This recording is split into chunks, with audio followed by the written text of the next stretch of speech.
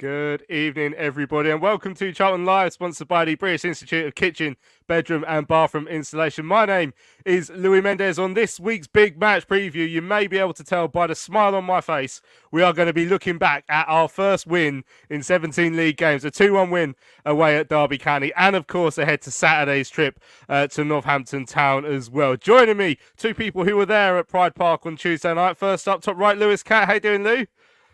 I'm very good, mate. Thank you. How are you? I'm got mixed emotions really, because I feel a little bit to blame for our form this season, but we'll get into that later. But yeah, I'm massively pleased with the performance and the 3 points on Tuesday. Also, bottom of the screen there, Tash Everett. How you doing, Tash? Good evening, mate. I'm very good. Yeah, I've just about come down from cloud nine.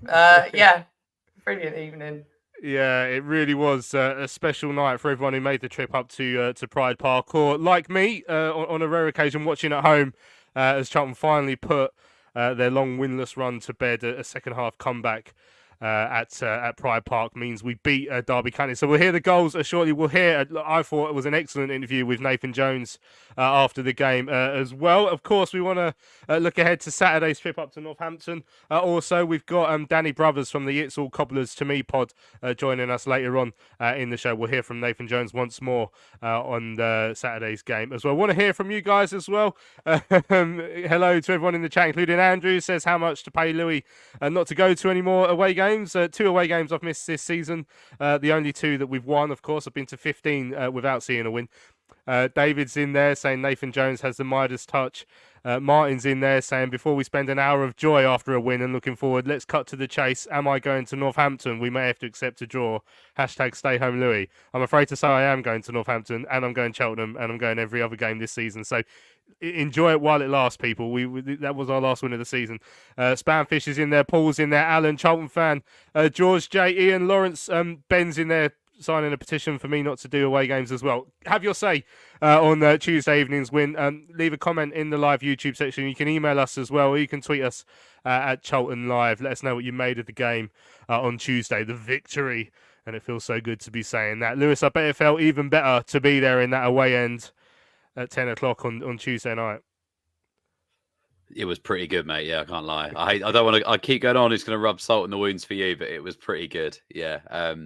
It was just a great. I mean, second half performance was brilliant. I mean, it probably. I was about to say I don't know what Nathan Jones said to them at half time, but I think a riled up Nathan Jones, if he said anything, it would make people run through brick walls for him. And I think the second half, I just thought we were fantastic. I think there were some areas in the first half I was slightly disappointed with. I thought that we were losing our midfield battles a little bit.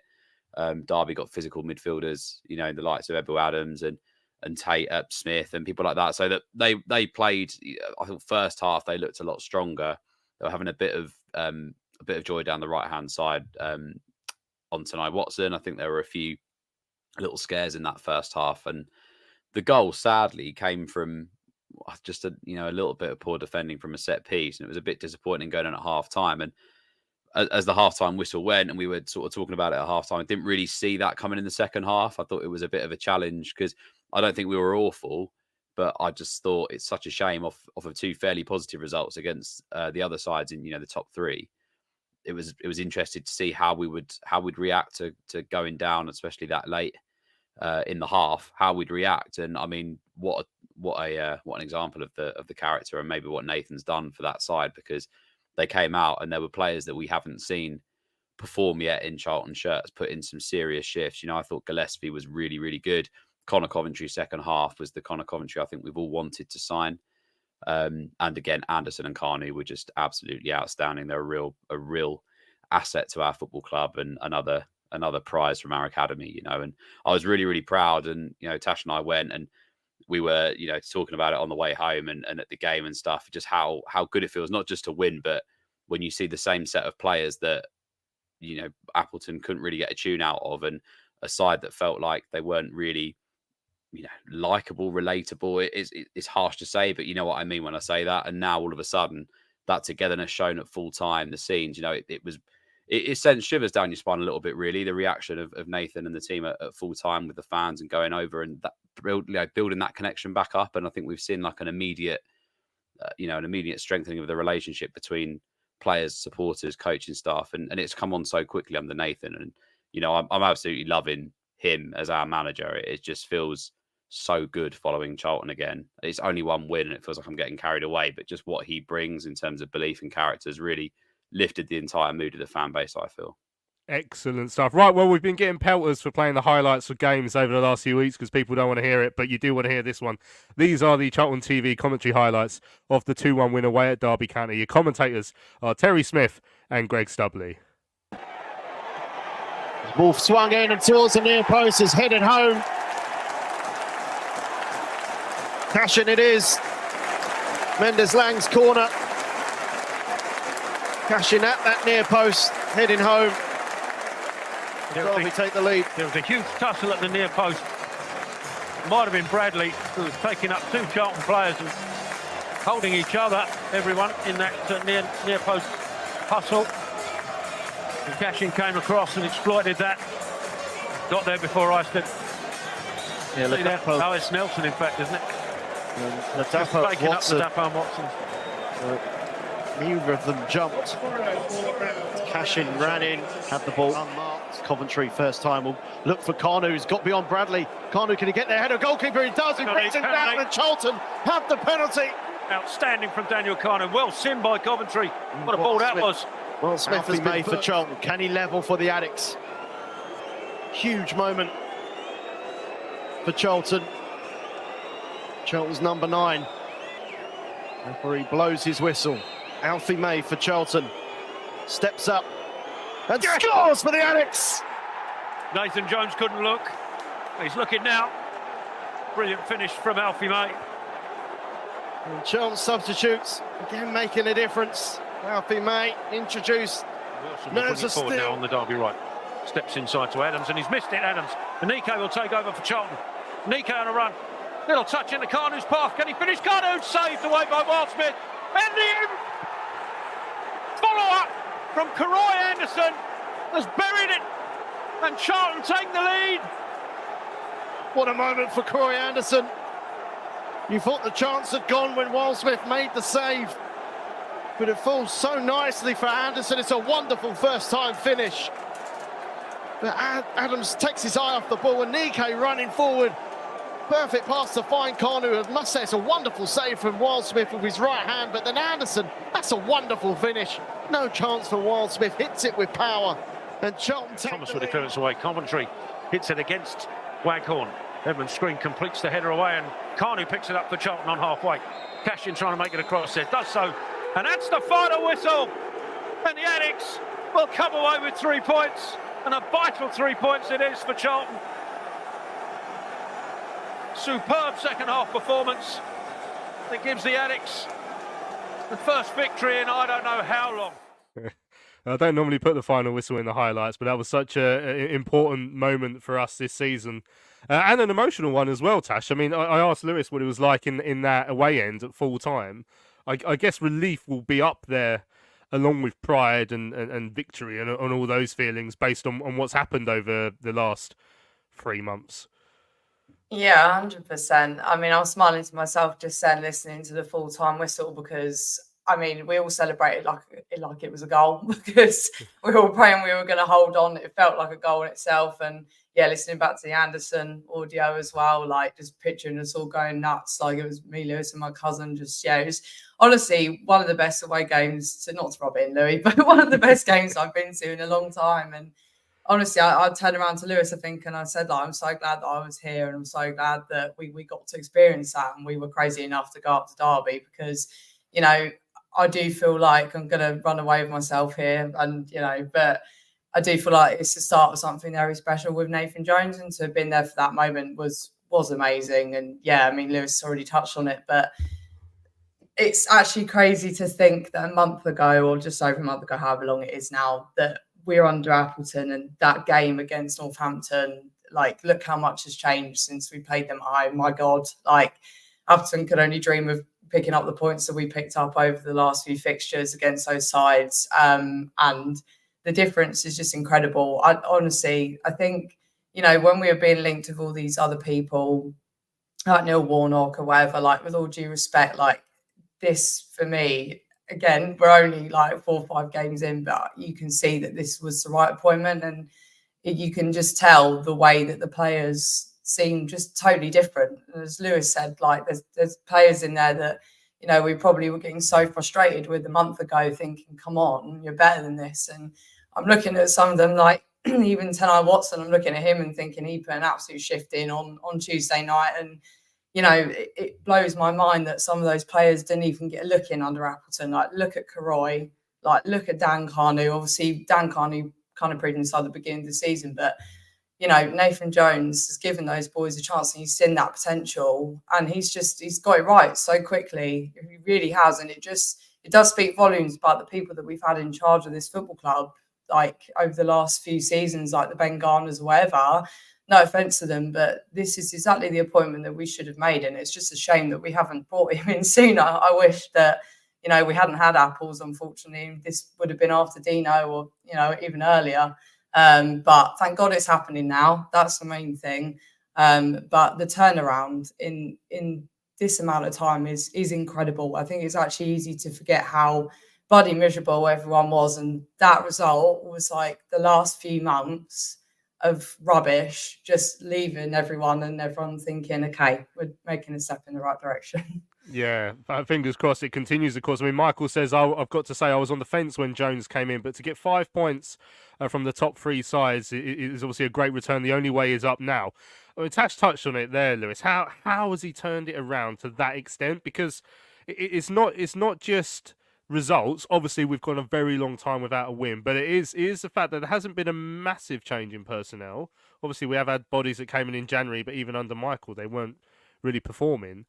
But just what feels like effort levels, a desire, all of that has gone up tenfold, and it's remarkable how he's done that so quickly. I wish I had the answer as to how he has, but can you put your finger on what you think he has done on the training ground? I mean, I think what I've liked the most, I think, since Nathan's come in has been, and what we've been lucky to see, I think, is like the amount of content that the club have put out on him. And when I watch that content, like even from the first video of him doing his first training session, like the intensity and the passion shown in that very first video, I felt like, well, we're onto something here. And one of my favourite things about Tuesday night was the clip that came out the next day of Nathan Jones going up to Connor Coventry and screaming that he's outstanding in his whole, with a couple of extra words in there, but I'm not Nathan Muller, so I'll keep it clean. But it must be a Nathan thing with all this potty mouth. But yeah, like holding Connor Coventry by the head, just screaming that is outstanding in his face. And that's clearly a player that came in with a lot of expectation, because he came at a price. We paid, you know, a significant sum for him, I assume, coming from West Ham, had championship interest. We secured his services on a long-term deal, and he hasn't quite hit it yet.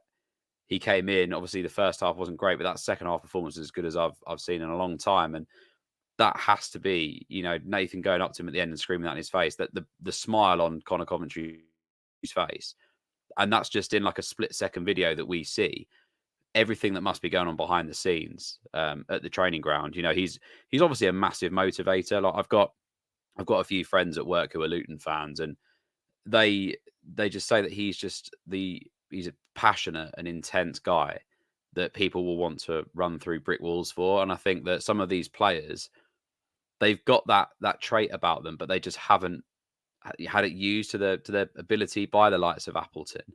Because, Michael Appleton could be a really nice bloke. I don't know, but that connection wasn't quite there with the fans. And what we've seen already from Nathan is a big connection, after Bolton away, straight over to the fans saying brilliant. And you see that the club put that out. The Jones cam against Lincoln, that passion you see on the touchline, and then the same again. Like it's building that relationship. It's not just with fans, but it's with players, because you strengthen that relationship with the supporters. The supporters at this football club especially will go 150% for you. And we saw that on Tuesday. The second half, the noise was incredible. For 600, 700 people to make that noise. I mean, Pride Park was silent. You could only hear Charlton fans, and it just pulls everyone in the same direction. And I think Nathan probably thrives on that energy, absolutely thrives on that. He didn't quite get that connection at Southampton. It didn't feel like he got that connection at Stoke because he wasn't given the belief from the start. I think people were maybe a little bit shocked he got the Saints job.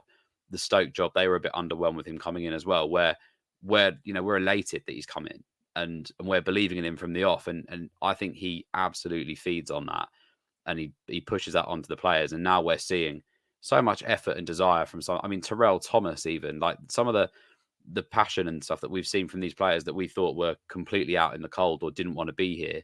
We've seen a complete U-turn on. And Nathan Jones, it's been a short amount of time, but he has to take a huge amount of credit for the change in mentality that he's brought to the same group of players that other people haven't been able to get the best out of. Yeah, Michael saying we're all pretty happy with him being appointed. Nathan is showing just why we were pleased with the appointment. Mark saying he's noticed a change and that there's more pressing and a lot quicker at that as well. Finchy says it's early days in Nathan's term as manager, but he's clearly doing something right. What is clear is that the players have bought into it. And Dion said similar as well. He said he's totally changed the team mentality. No idea how he does it, but he seems to ooze passion and intensity. I mean, not only has he changed mentality over the last few weeks, he had to change something from the first half. Let's not get away. At half time, my feeling at half time was it's not been a very good game. We've not played very well, nor have they, but we've given away a goal. And my sort of discussion I was having with myself at half time was if we hadn't conceded that goal just before half time, I probably would have been happy with another 45 of that. Getting 0-0 and see and take the point home. But make sure we listen to Nathan's interview after when he's asked about the first half compared to the second half, because I thought he gave a fantastic answer. But obviously a big part of the change that we saw is Chuks and Ike coming on. Ben saying as much as I'm pleased with one, it is noticeable that the game changed when Chuks cheat code and Ike came on. Other than that, I still feel we might struggle with creativity. I mean, is it as simple as that, Tash? This is the same way that Michael Appleton was winning games at the start of his tenure. He was able to bring on someone like Chuks from the bench. Is there more to these performances than what we saw before? I think there's more to it, personally. I'm sorry, I saw someone say it in the comments, but Nathan Jones's quote where it was like, I can't remember the beginning of it, it was like, I wanted to knock Derby out. The first half wasn't completely horrendous by any means. But we were getting overrun in midfield, as we've touched on. But coming out of the second half, okay, yeah, you could say that, when you have an Ike, that's fine. But I'm pretty sure Appleton also had Lieburn at the beginning as well. But for me, I don't think Appleton would have read the game in the way that Jones did. To me, the bringing Alfing on, putting him in a 10 and bringing Chuks on too, that changed everything. I don't think Pan had a particularly bad game, but he was struggling to hold the ball up slightly and kept losing possession, didn't he? He's one of those players that has always tried really hard, but it just wasn't quite clicking. Bringing May on in the 10 was genius. Obviously, Ladapo as well in the first half. I don't think he did badly, but he kind of failed to hold the ball up. And I don't know, I just don't think that as well as I know, Appleton did have an Ike available, but I just don't think that he, I think actually I remember getting really frustrated with Appleton towards the end of his tenure because he was refusing to bring on those substitutions when you should have done. He was almost kind of sitting in this sort of automatic mode of I'll wait until the 75th minute exactly, and then I'll bring on players. I think that's what he did at Burton away, even though it was so obvious that things should have been changed much earlier than that. And as harsh as it is, if people have to get pulled off at half time or in the 50th minute or whatever, like if you got to win games, you've got to do what you've got to do. And I mean, I think we've seen it. I don't think Nathan Jones is afraid to drop people when he thinks they need to be dropped. I mean, look at Alfie May. And, I think Alfie did all right on Saturday against Portsmouth. But my God, when he came on Tuesday, that guy had a rocket up his bum. Like, seriously, he was chasing everything down and was going for it like I've never seen before. And, if he wants to prove a point to Nathan Jones because he's been dropped, then that's great, because it got a brilliant performance out of him. Obviously, he finished the penalty fantastically well. But yeah, going back to my main point, I think that, I think Nathan Jones makes bolder and braver decisions and reads these games much better than Appleton ever did, in my opinion. Yeah, fair enough. Right, yeah, David said he was so pleased that Alfie scored his penalty, and yeah, all that firing it down the middle and has finally paid off because he put one to the side and the keeper stayed rooted, didn't he? Which worked out well for us. Someone mentioned earlier, I mean, there are so many players we can and will touch on. Dan Carnew has to be touched upon. Karoy Anderson has to be touched upon later on. Coventry we spoke about a little bit earlier, but defensively we were good. Which, other than the goal, which was obviously very frustrating, but we didn't give away many chances. Maybe that Sonny Bradley header late on, where he attacked the ball quite well and headed it straight at Harry Eisted. Before the game, I was chatting with Rich and we were discussing how's he going to go without Jones, and I said I wouldn't be shocked if he put Terrell Thomas in the centre of the back three, because he did. I'm certain he's done that already in like the late stage of a game. So I said, I think he fancies him there, and he reacted to it well. With the captain's armband on as well, Lou, there's a couple of people who've put comments in the chat, which I'll try and find while you answer this question. But yeah, what did you make of him, and has he even stepped up a level recently? I think he has, actually. I kind of said before, even when we were having a bit of a bad patch, and it wasn't a huge compliment at the time, but I said I think he'd been our best defender over the last couple of weeks, in the last few weeks under Appleton. Which, I mean, obviously wasn't a huge comment, as I say, but he's definitely stepped up. I mean, Terrell is a funny one. Like, I seem to remember last season as well. Like, he was kind of looking like he could even potentially go in January this season and last season, and after that, he just kicked on. And I seem to him being quite impressive. Like, he was really impressive in the back end of last season, I seem to remember. So we're kind of seeing that again now. I want to see that consistently from him, because he's really likable. Like, again, I loved it when at full time he ran straight over to the away end and was like fist pumping and cheering, and that's just passion that you want to see. And it was really nice for him to have the armband as well. Obviously, he came. I don't know if he came through our academy from the start, but he was obviously an academy player with us before he went off and played around elsewhere a little bit. He's obviously come back, so it's always nice to see that. But I think he's put a shift in like the last couple of weeks, so it felt like the captain's armband was a reward for that. But the guy just, uses passion, and it's nice to see that his performances are improving and he's playing well. And defensively overall, as you say, like we've been like guilty of so many defensive calamities this season, which have led to us, falling into the position that we're in. And to see some of these players sort of shore it up a bit, especially the new signings, because I think I said on the show last week that the likes of Edmonds Green and Gillespie maybe haven't been given the time to settle, because we need that immediate impact because of the position we're in. I feel like we're maybe starting to see that now. I thought Reg had a good game as well as Gillespie. So if we're seeing these players start to settle at the club, and we're starting to see the better and the best performances from them, then that's only going to do us good as we head into a fixture list that on paper we were quite looking forward to attacking, because it feels like off the back of Tuesday we could go on a bit of a run now. Obviously, that's no disrespect to the opponents we have coming up, because they're all battling too, maybe excluding Northampton. But after that, the Cheltenhams, Fleetwoods, Carlisles, they're all battling too, so they're not going to be pushovers by any means, and it's going to be interesting to see how we deal with those sides as opposed to the sides near the top. But if we're starting to see these players now settle in, play to their strengths, and have that belief under Nathan Jones, then hopefully we're away from this precarious position as quickly as possible, even maybe with a chance just to look at finishing as high as possible rather than just staying in the division. Like, if we can finish really strong and not just keep ourselves away from the drop, but just try and have a fairly dignified finish towards the the top end of the bottom half. If I haven't looked at the maths, you'll have to get the graph out. But I don't think you need a graph for can we finish in the top half. But yeah, I think the timing now, if we can kick on with a bit of a run with the fixtures we have coming up, these players are starting to get some belief and confidence in themselves, then yeah, hopefully we can pull away from this position pretty quickly and enjoy the rest of the season.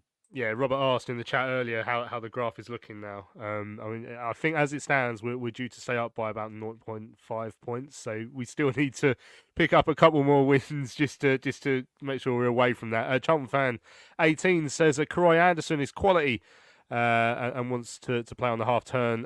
Carnu as well, pressing in from the front, is actually underrated. He's so good at that and compensates for missing chances. I mean, even on the last couple of chances he's missed as such was the one the one early on against Portsmouth where he was so unlucky not to score against the post, and obviously the one where the rebound led to Croy Anderson's goal yesterday. You watch it back, that's a very good save. I don't think Dan could have done a great deal more in those two chances, and obviously Croy's finish was just exquisite for the second goal. What a way to get your first league goal, and what time to do it as well. But I mean, those two, we're speaking about them every week at the moment, Tash, because again, Nathan has picked them over and over again when perhaps they weren't starting as many games under Mickey Apples, and look at the way they've repaid him with the performances. Yeah, 100%. I mean, as I was saying, I just find it mad that Anderson wasn't even getting a look in at all, was he, towards the end of Appleton's reign? But, you know, yeah, Dan said it himself. I think when him and Croy had that brilliant video of them two reacting to Anderson's goal was so sweet. But yeah, he obviously said, oh, like that was actually a decent save, because I think when he missed it, he was probably annoyed with himself, and you could see him trying to pick himself up off the floor after thinking, oh, for God's sake. And then it's obviously turned around and seen that Croy's finished it for him. And yeah, I think it was something like kind of was, oh, you slapped that. Like it's just a great little interaction between them two. But yeah, it's incredible, really. I mean, I know I feel like I say it's on blue in the face until the cows come home, but yeah, our academy again has got us out of jail. Like I think I can't even remember the last season where I look at our teams and just thought like there is at least one academy player in there that you look at and you think, thank God we have you. Like what would we do without you? And what would we do about our academy? Because those two, okay, and Lieber, and obviously if he hadn't been so injured this year, probably would be in that conversation too. But those two have come in and completely been part of that whole change that Nathan Jones has brought in. You know, we're just so lucky to have them, and it wouldn't surprise me that obviously there was so much chatter around Lee Burn and like, you know, is he going to get sold? And I mean, you know, obviously, unfortunately, he's been injured, and those conversations then, thankfully for us, closed in the January window. But now I'm looking at these two and thinking, like, can we keep them a secret? Because I don't want anyone else to know about them. But, you know, again, they obviously feel so passionate for the club. And, you know, unfortunately, I think there were people in that squad under Apples that just, you know, I don't think they didn't care. I think it was just more that, you know, they're not, it is what it is. If we get relegated, they'll go off and they'll go to pastures new, whatever. But those two prime examples of people that have come through the club, and, you know, it's not acceptable as a professional to not want to have this same level of effort. But, you know, Carnu and Anderson are prime examples of people that do want to be there. And you can see that in their performances. You can see that in their goal celebrations. I mean, look at them two. When Karoy's goal went in, and even when Alfie scored the penalty, you can see steam coming off Karoy's head from where he's so excited. So, you know, and that is all we asked for in the last couple of months when we were in the crap with Apples. It was like, I just want a team that you don't have to be perfect, but as fan base, we don't expect perfection. All we want is for you to show that you care and to show that you have that battling passion. And those two have it in abundance. As on top of, you know, you could be passionate and all that. You might not be the best player, but luckily for us, they're also brilliant at football too. But yeah, it's been a pleasure watching them two this season. I'm so glad they've got the opportunity they do, and that Jones recognises that. Yeah, a man like Mark says that even if we do comfortably stay up, there needs to be a serious inquest into the season as a whole, so that we can kick on. I mean, certainly, clearly, the fact that we're still 19th after 33 games, whatever on now, shows that there's still hasn't been a good season, but yeah, I mean, hopefully it's groundwork. Hopefully there will be whatever needs to happen in the summer as well for it to be much better next year. Jonathan says confidence, belief and hard work goes a long way, which Nathan Jones has instilled, especially in Canoe. And Karoy, brilliant to see them. Well, let's have a listen to the man who has instilled that confidence in those two young chaps. So, as has been mentioned by everyone who's threatening me if I dare try and set foot near any away games again, I wasn't there on Tuesday, but Harry Symeou from BBC Radio London sat in for me and did this interview with Nathan Jones. Have a listen to this, and let us know what you think after. Nathan Jones, fantastic performance, fantastic result. How would you summarise your team's display today? It was a game of two halves. I think first half we were nowhere near the levels that I demand from these. We were tentative. We weren't aggressive enough, and we allowed Derby to do certain things that we didn't want him to do. And we had a few words half time, and second half thought we were outstanding. Thought we were absolutely outstanding. We overran them. We were aggressive in what we'd done, and really, really proud of the second half performance. And that's what they got to learn. They got to learn to be this team. You know, they haven't won for a long time. It's the first win in I don't know many games. Saturday was the first clean sheet we had. So look, we're having to sort of cross milestones in terms of things. But the second half performance was everything I wanted for my team. When you concede a goal really close to half-time, it can be a bit of a blow, particularly when you kept Derby at arm's length. They hadn't created that many clear-cut chances at that point. What do you say to your team at half-time to try and make sure that their heads stay up? Yeah, but we're keeping Derby at arm's length. I don't want to keep Derby at arm's length. I want to knock Derby clean out. That's the type of mentality we want. We don't want to come here and keep Derby at arm's length. You know, we believe with the club that we are that we're going to be better than these teams, not like keeping them arm's length. All right, okay. First off, we were nowhere near, and we didn't do what we wanted to do to Derby. But in second half was all about us. We conceded. They showed character to come back. You know, we got the goals. We looked a threat. We've got young kids on that pitch that are going to be superstars, I think. But anyway, look, second half performance was everything I wanted to be. First half was nowhere near. But let's not get kidding. We ain't coming to teams to keep them at arm's length. That ain't us. Brilliant stuff. I mean, you brought substitutes off the bench that all had an impact on the game. Does it show that the squad is certainly above in terms of where it looks like it is in the league table? Absolutely. But look, after 35 games, you are where you should be.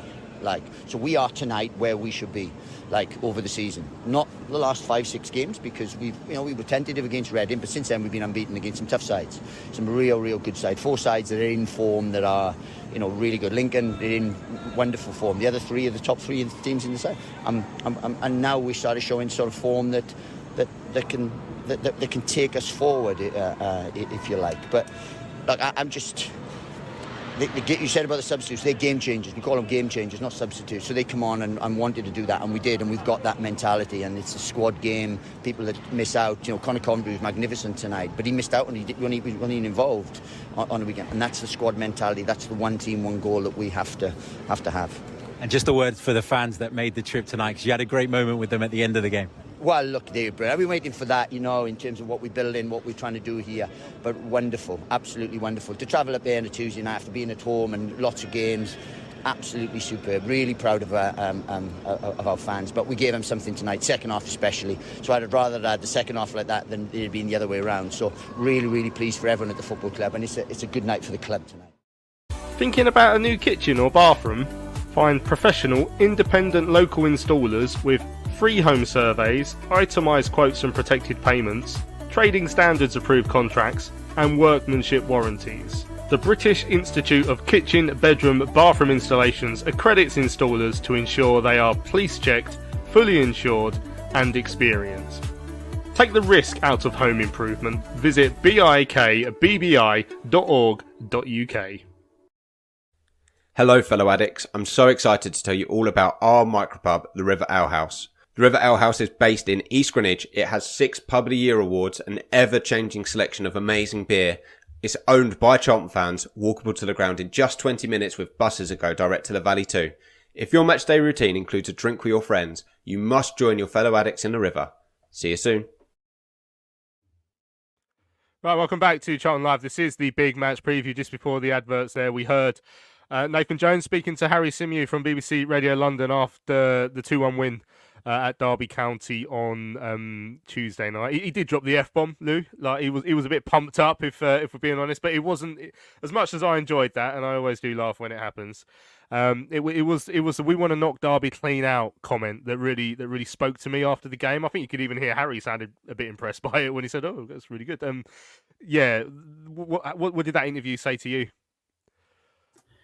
Just like highlights again his passion and drive, and that he believes in this set of players, you know, and that's important for confidence and for moving forward into a really important period for us now. I love that term, that we don't want to just go toe to toe, we want to knock them clean out, because it shows that we're not going there just thinking, oh, if we get something here, it's amazing. Going there and getting something should be expected, and it's a complete shift in mentality, especially when we are where we are in the table.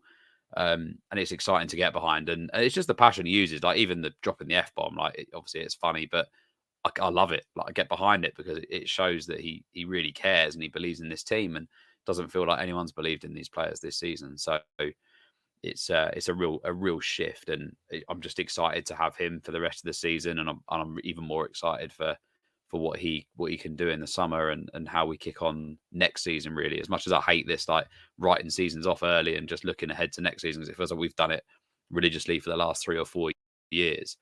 With someone like Nathan at the helm, it feels like it could be something really, really special, and I really do hope that is the case.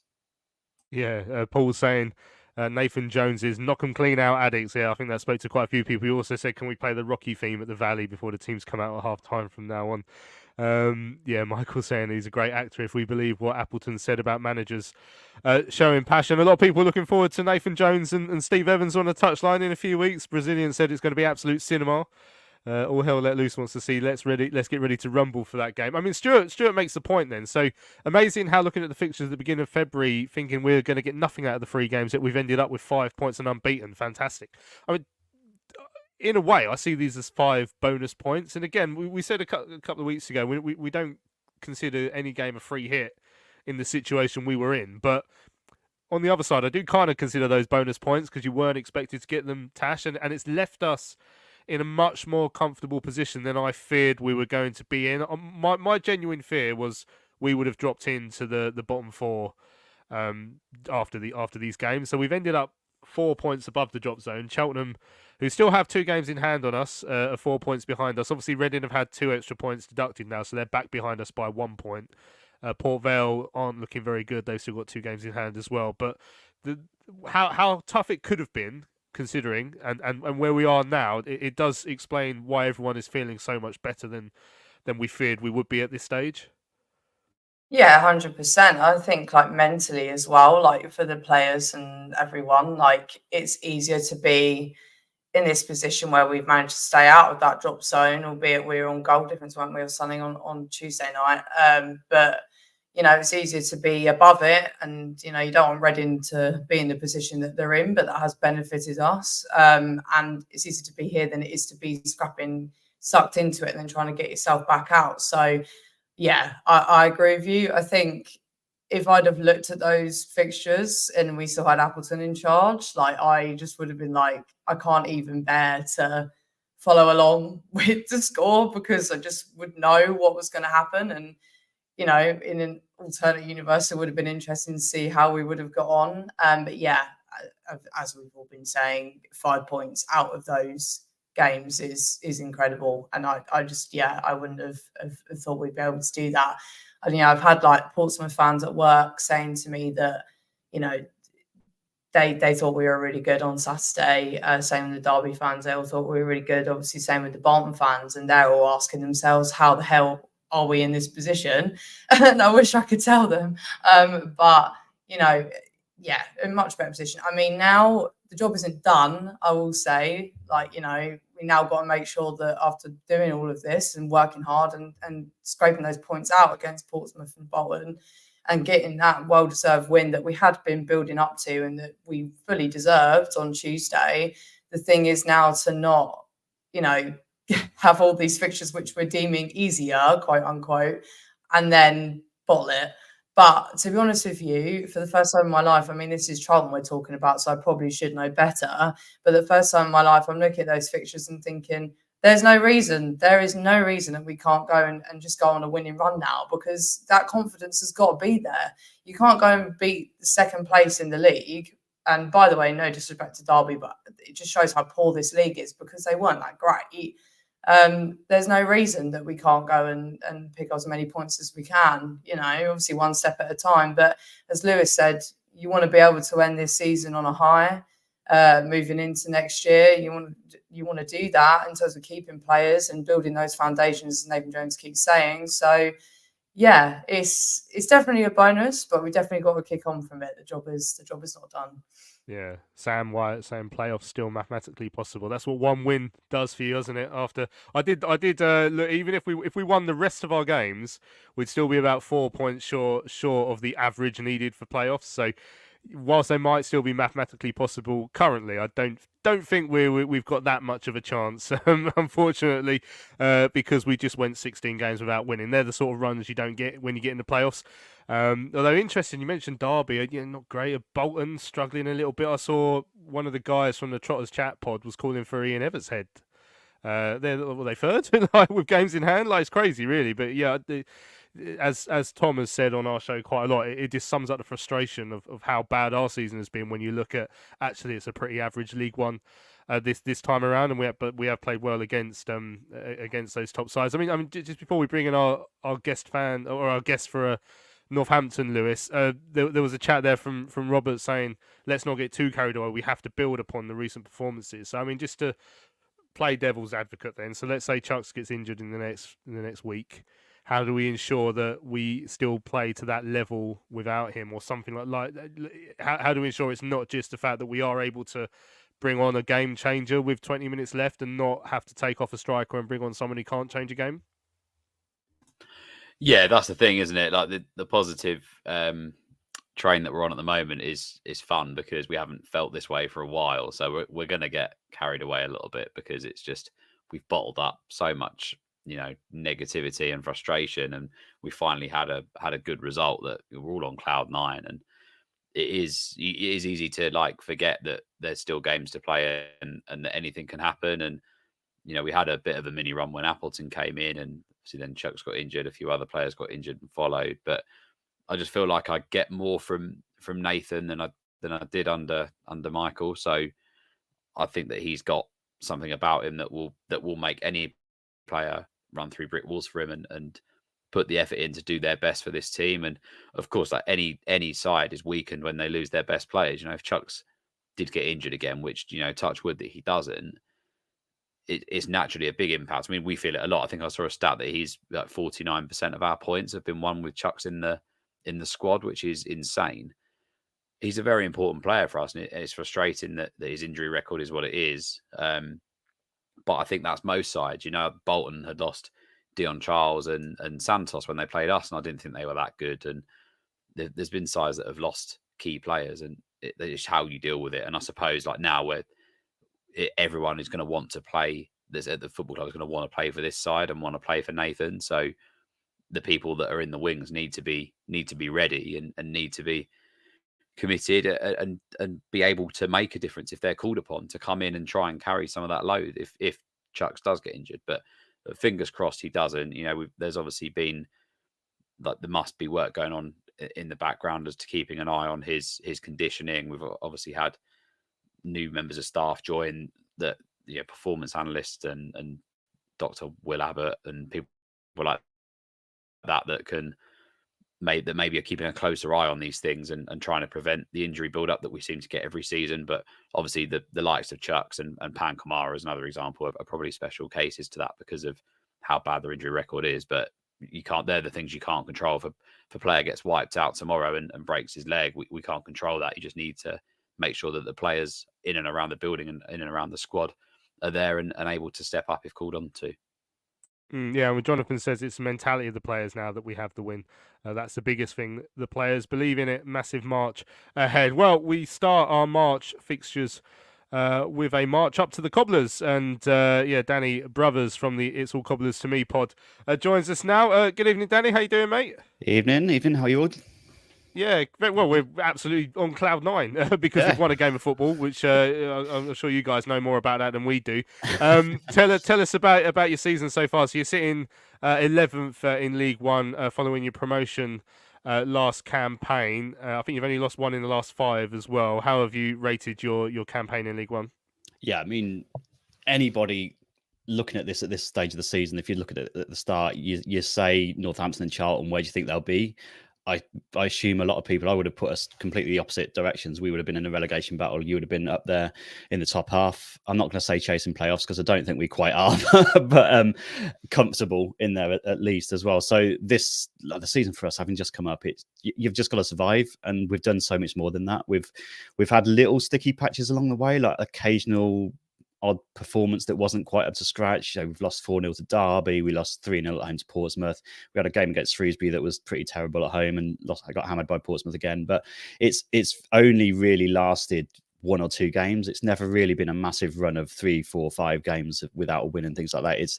We always seem to bounce back. We played the same way pretty much the whole season. We played the same way as we did last season, with most of the same squad and the same team in as well. It's given us a bit of continuity, but I don't think any Cobblers fan at the start of the season would have come anywhere near really, really believing that we would have been finishing like top 10, top 12, because we're just programmed to think, right, first season back in League One, stay up. You've got to stay up and build from there. But this season's just been fantastic. It's been so much fun. When you're in mid-table and you're coming up with results and moments like down at your place, it becomes a special season. And I think sometimes you can think of it of a mid-table season. You think it's boring. You think this, that, and the other.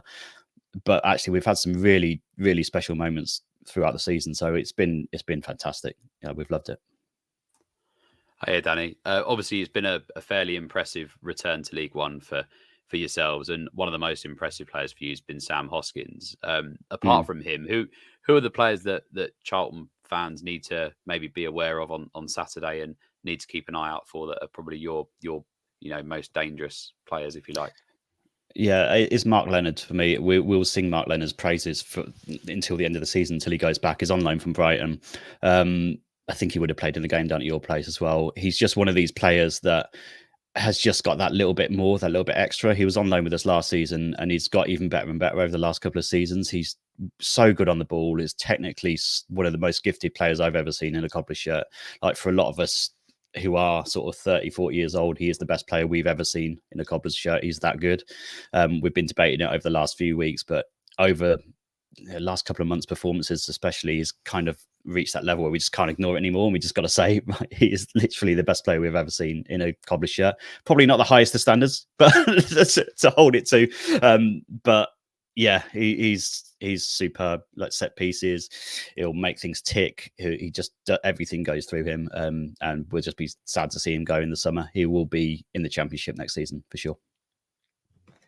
Hi, Danny. Thanks for coming on. I just wanted to get your thoughts, because I feel like this season everyone's gone on about League One and it being a lower, quote-unquote, standard. But have there been any sides really that stood out to you as the best? Because we've been having this debate of like none of the sides in League One being that amazing. But has there been any in particular that you think have really stood out to you and that you think deserve to go up? I mean, it's really weird, isn't it? Because you only kind of base it on the teams that you face. So it's difficult to say as a whole who you think the better team is. It's easy to say it's Portsmouth because they've beaten us 4-0 and 4-1 and 3-0 and 4-1. They've dominated us for both games.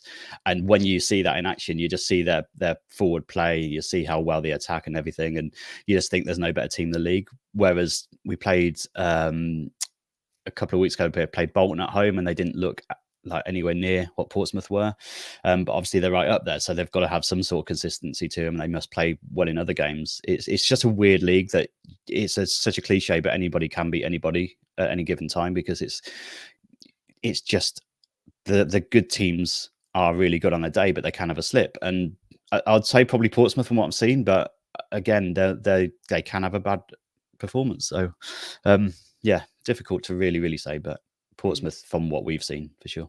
And just finally, Danny, I mean, obviously when we were searching for a manager, I think after Dean got sacked at the start of the season, obviously John Brady's name was one that came up. So somewhat ironically, I was sat in the same room as John Brady when we found out that Michael Appleton was getting sacked, because he was in there doing his post-match interview. So I showed on my phone to the journalist who was speaking to him, Appleton's been sacked, so he could immediately thrust his microphone in his face and say, "Do you want the Charlton job?" Whilst he was talking about. But did you ever fear losing him to us? And I mean, tell us about the journey he's been on, because I think he came in sort of as a short-term option and seems to have stayed around. Yeah, it's weird because Chris Wilder was the same, wasn't he? He almost went to you guys, I think, when we won the league in 2016. He was really close from what I remember of going to you, but then obviously Sheffield United come in for him. So we saw the links, but I don't know. I don't think we ever really thought from the position that you're in, it would be the right fit, because I feel like you needed somebody that could really take you and grab you and move, like bring you along. And I feel like at the moment the fit is here with us. He's been in and around the non-league team in Northamptonshire for a good sort of 10 years or so. He's managed the youth teams. He's been assistant manager to Keith Curl before he came in. And when he came in, we were quite a low ebb in League One. So we were pretty much down under Keith Curl. He came in and tried to keep us up, but it just didn't happen for him. And the last couple of seasons, it's just been incredible for us. He's one of the best managers that I've seen, or that we've had that connection to the fan base. You've started to get it now with Nathan Jones. You know what it's like to have someone on the touchline, and I know that's not what it's all about, but to have someone on the touchline that's reflecting the fan base, and that's what he does. And some of his celebrations this season, he's charged out at Lincoln when we've won the game. He's running up and down the touchline. He's getting sent off every fifth game and things like that up in the stands. But he just shows that passion and that desire for the club. But at the same time, his sort of long-term plan that he put in place, along with like a management team that we put in place a couple of seasons ago, it's just taken us to completely new heights. And we can't say enough good things about him. He'll have his occasional moment where it won't go for him, but is constantly feels like he's battling against the elements, and the budget that he's got is one of the lowest in the league, and to take us into the top half is pretty miraculous. Some of the development of the young players coming in on loan who were so noticeable, Kieran Bowie, Mark Leonard, who we mentioned earlier, just really taking them on, and he's started to change the whole culture of the club. It's not just the management thing, is that his whole outlook and way about the club has changed the whole atmosphere and the culture about the club, where we're now a club where teams are sending players on loan, which is vital to us. With the lower budget, we've got to take loan players. So everything's completely changed in the 3 years it's been and we just want to hold on to him as long as we can, really. Yeah, and just a one-word answer then. So Shank Bacon saying, what's the best pub in Northampton for the Charlton fans to head to? For Charlton fans, well, Sixfields is quite well out of town, so there's a few. I don't know if you're still the pub it might be in TGI's or something, I think, maybe for away fans. I mean, on occasions we let fans in the supporters bar, but with a big crowd, I don't think that'll be the case. So there's the bowling, which has, I think, sometimes allows away fans in. There's at the top of the hill. I think if it's like large groups, then you probably won't get into too many places, but you'll see when you come around where all your groups are. It's usually like, I think it's the TGI's just outside, just opposite the stadium, where away fans gather and are let in. There we go. That's obviously the most important news that we could get from you, Danny. So cheers for coming on, and nice best of luck for the rest of the season after Saturday, of course. Yeah, cheers. Hopefully talk to you again next season. There we go. Cheers. That's Danny Brothers from the It's All Cobblers to Me podcast. Right, let's have a look ahead to Saturday from a Charlton point of view, starting off with the Addicts boss. Nathan Jones spoke to Terry earlier on today. First up, an injury update on Tanae Watson. Look at the end about Tanae Watson playing through the pain barrier. Unfortunately, had to come off. Firstly, how is he? And secondly, can he continue to manage the injury through the season, or is there something got to be done? I don't know. I don't think it's anything serious like that. It's just sort of like stiffness and tightness because of the games, because of, something's happened, and then it sinks. So that'll ease up. It's just how quickly and how much he's able then to manage it.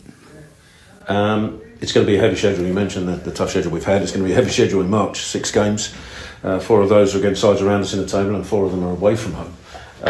How important is the momentum we built up to this point going forward? Well, yeah, it's crazy. The EFL's always got a crazy fixture list. In terms of away fixtures, it's mental because it's a bit strange because we've had 3 on the spin now. We've got a lot of away games and stuff. It's just how somewhere along the line we would have had to have a lot of home games, because at the end of the day you've got to play 23 home, 23 away. So it evens itself out, but it just seems the schedule for us at the minute is a little bit is very hectic, a little bit crazy with all the away games, but we'll have to manage that and we'll have to build that momentum and pick up the points that we need because, as I said, these are big games coming up. I know you said before that you'd prefer, if possible, to keep the same 11 week in, week out, but with that heavy schedule, we're going to need to use the squad we've got. It's impossible, I think, to keep the same 11, to play an intense football game, to play the way that we want to play, the manner we demand from people, and then sporadically train in between to then pick the same 11 and get the same outcomes is very, very difficult. So we're going to have to use the squad. Another sold out away end. We'll travel to Northampton again for Charlton's game against Northfield. Northampton, I mean, the Sixfields Stadium's going to be a special atmosphere on Saturday. Well, I hope so, because I said the more we can, every little bit we can get, we need, and every little bit of help that the fans can give us, and then hopefully we can give them a performance that send them home very, very, very happy. And I said we're starting to expect that from the fans now in terms of the following, and it's brilliant to see because that's what we want to generate. We want to generate a real togetherness, a real atmosphere where we all want to achieve the goal, and they can help in that. There we go. That's Nathan Jones looking ahead to Saturday's trip then.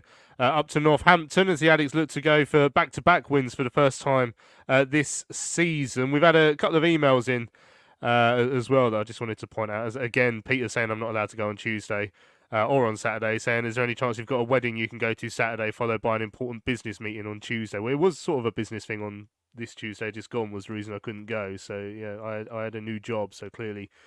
I made a mistake there in applying for that. And then also, Ray says Nathan Jones picked Harry Isted when he came in. You can see he's a more vocal, which the defenders like, and is better with his feet than Ashley. So, yeah, starting with the team news for Saturday, I won't mention the goalkeeper because I just see there's no way that's going to change Lewis. But what should we say about the up top and the 10 then?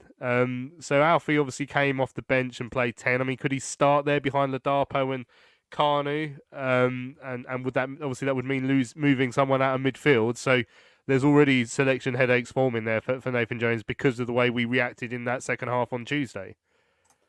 Yeah, I mean, for me, I'd like to see that because I think Alfie brings so much, and it feels like Nathan's opting for sort of two bigger forwards. So then it's trying to get Alfie into that side. And I think it's too important to leave Alfie off the pitch until the 60th, 70th minute every week. So I'd like to see that. It's just then making sure that the two midfielders that remain are capable of filling those gaps. Because, as I say, I thought weirdly in the first half, we looked more open in midfield than in the second half. And in the first half, we had Pan, Coventry and Anderson. And then, second half, we had Alfie in there. And I thought we looked better. So, for me, I'd like to see it. I do wonder whether what plays into mind is how the strikers cope. Like if Freddie or Dan get injured, then you've got Alfie to bring on immediately. Or if any of the strikers get injured, you've got someone to bring on immediately. Where in that sense, you'd maybe have Chucks as a like for like, or you're changing the system. And I don't think, touchwood, none of them get injured. But if you get injured after sort of 10 minutes and Chucks has to come on and play 80 minutes, and I'd be really, really nervous for those 80 minutes. But I can't see a huge amount of change. I thought we were obviously really, really good second half. So I'd like to think that Alfie comes in from the start. And then the thing for me is whether he goes for Coventry or Dobbo, because I thought Coventry second half was really, really good. I don't think taking Anderson out of the side is going to be something that Nathan will do. So that spot will be between Dobbo and Coventry. So I'm quite interested to see what happens there. And then obviously what happens if Tane Watson is fit or not, who will play on that side if he isn't. So yeah, there's a few little selection headaches for Nathan to think about, but better to have selection headaches for positive reasons than for negative. Like have players playing in positions and performing well and not knowing who to pick is much better than being like, we're clutching at straws, we've changed the team this many times and we still look rubbish. It's good that we're in the position we're in now where the headaches are positive. So for me, I'd like to see Alfie in the 10, but I don't know if that'll be something that Nathan will do. Yeah, Dean says I need to go to the barbers on Saturday. Shank says I need to sort my priorities out. Sam saying which legend said Alfie behind Carnu and Chucks would be a good shout on Sunday show. Well, obviously Sam said that. Although Michael Appleton did say that himself a few times when he played Alfie in the 10 as well. Spamfish says Kamara decision making the only real negative. Hopefully just a bad night. I thought he was poor on Tuesday night. Obviously watching on the stream. David would like to see May play as a 10. So I mean, Lewis raised the question I was going to put to you there, Tash, about Coventry or Dobson.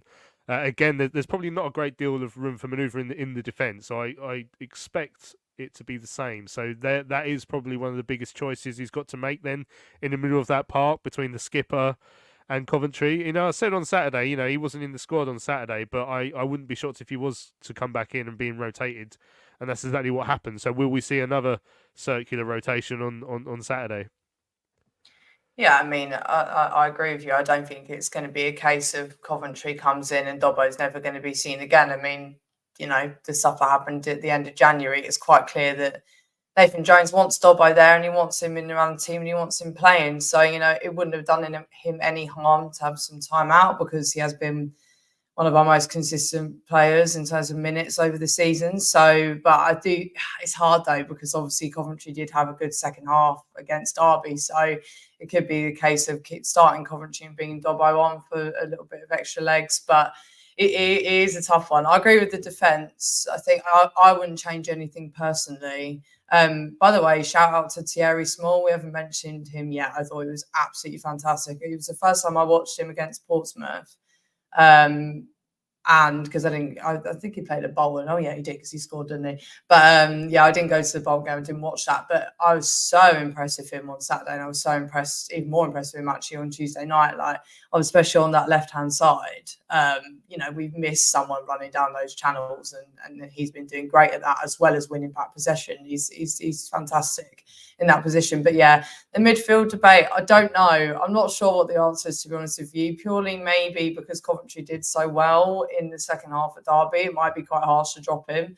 But I don't think he'll be completely out of it. If Dobbo does start, he'll probably come on. But again, we've said it many times, but you can't play both of them. And obviously Anderson needs to be in there after his performance. So it's tricky. I wouldn't want to be Nathan Jones, let's put it that way. Yeah, I'm glad that we are not Nathan and have to make these decisions. But I'm glad that so far that we've got him, because he's breathed some real life into this side. Right, we've run out of time on this week's big match preview. Finally, a show where we've been looking back at a win. Hopefully on Sunday, we'll be looking back at another win with the Addicts making their way up to Northampton. So yeah, thanks for everyone who's joined us live on the show. Don't forget to subscribe to our YouTube channel. Just hit the little subscribe button just below the video where you're seeing it. Thanks for everyone who's caught up as well after the event, either on YouTube or via the podcast. Massive thanks to Danny who joined us earlier on to look ahead to the game with the Cobblers. Big thanks to Lewis and Tash as well. Great to speak to you too.